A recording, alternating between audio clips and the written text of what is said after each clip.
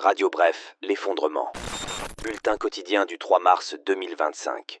Sur le plan international, le brouillard de guerre s'épaissit, tandis que les dirigeants de premier plan réagissent de plus en plus de manière épidermique. Les cartes sont redistribuées et les relations internationales se tendent. Sur la guerre en Ukraine, le Kremlin a appelé aujourd'hui à forcer le président ukrainien à faire la paix. La Russie a pointé du doigt la responsabilité de Volodymyr Zelensky dans l'altercation sans précédent avec le président américain Donald Trump. Les images ont en effet été diffusées en mondovision. Volodymyr Zelensky mis en difficulté dans le bureau ovale face à Donald Trump et J.D. Vance. À l'issue de cette scène dépourvue de tout voile diplomatique, Trump a déclaré, je cite, « Zelensky a manqué de respect aux États-Unis d'Amérique dans leur précieux bureau ovale. Il pourra revenir quand il sera prêt pour la paix. S'il ne conclut pas d'accord de paix, il se battra tout seul. » Fin de citation. Tandis que pour les chefs d'État européens, Zelensky a été humilié par le duo qui lui aurait fait la leçon en public, pour le porte-parole du Kremlin Dmitri Peskov, c'est tout l'inverse. Je cite, « Ce qui s'est passé vendredi à la Maison-Blanche a montré à quel point il sera difficile de trouver le chemin pour un règlement en Ukraine. Zelensky a montré un manque total de diplomatie. » Fin de citation. Ajoutant aux tensions, le ministre français des Affaires étrangères, Jean-Noël Barrot, a déclaré aujourd'hui à propos de la guerre en Ukraine que jamais le risque d'une guerre sur le continent européen n'a été aussi élevé qu'actuellement. Il a également lancé une mise en garde en évoquant une ligne de front qui ne cesse de se rapprocher de nous. Les alliés européens de l'Ukraine se sont réunis hier à Londres pour un sommet destiné à soutenir Kiev et à se réarmer, alors que Moscou et Washington ont opéré un récent rapprochement.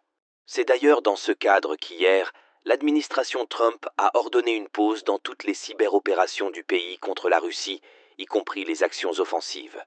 Concrètement, le gouvernement américain a demandé aux agents fédéraux de la Cyber Security and Infrastructure Security Agency d'arrêter de suivre les activités de cybermalveillance russe. Cette pause s'inscrit dans un processus plus large de réévaluation des opérations américaines vis-à-vis de la Russie. Au Proche-Orient, alors que le Hamas accuse aujourd'hui Israël d'avoir délibérément provoqué un effondrement de l'accord de trêve à Gaza, le Premier ministre israélien veut soumettre le mouvement palestinien à une pression maximale.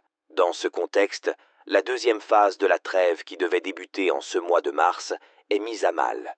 Elle prévoit en théorie la libération du reste des otages et doit mener à l'arrêt définitif de la guerre. Problème, Israël a mené des frappes dans la bande de Gaza et menace de lancer une opération baptisée « Plan de l'enfer ». Élaboré par le gouvernement de Benyamin Netanyahou, ce plan comprend également la suspension de l'aide humanitaire, qui est déjà en vigueur depuis hier. Le plan prévoit aussi d'arrêter l'approvisionnement en électricité à Gaza et le déplacement vers le sud des populations tout juste rentrées dans le nord, tout comme une reprise des combats à grande échelle. Sur le plan national, le préfet de police des Bouches-du-Rhône a signalé hier au parquet un message posté sur le réseau social X de la députée européenne LFI Rima Hassan. Il a estimé que le message visant une société marseillaise est susceptible d'inciter à la violence à l'encontre de l'entreprise et de ses salariés.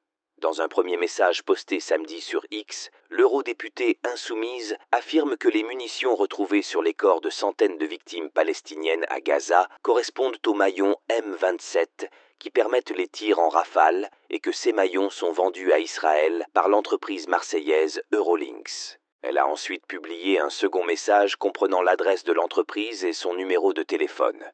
2 jours avant, l'eurodéputé avait déclaré sur Sud Radio que le Hamas a une action légitime du point de vue du droit international qui justifie la lutte armée dans un contexte de colonisation face à Israël. Elle s'est ainsi attirée les foudres du ministre de l'Intérieur Bruno Retailleau qui a fait savoir qu'il signalerait à la justice ses propos relevant de l'apologie du terrorisme. Dans la foulée, 2 autres ministres ont évoqué la possible déchéance de nationalité pour Rima Hassan en cas de condamnation. Dans l'enquête sur l'évasion meurtrière du trafiquant de drogue Mohamed Amra, 8 nouvelles interpellations suivies de garde à vue ont eu lieu. Les suspects ont été arrêtés en Île-de-France ainsi que dans les environs de Rouen et d'Évreux. Au total, 19 suspects ont déjà été mis en examen au cours de la semaine dernière. 15 d'entre eux ont été incarcérés et 4 placés sous contrôle judiciaire.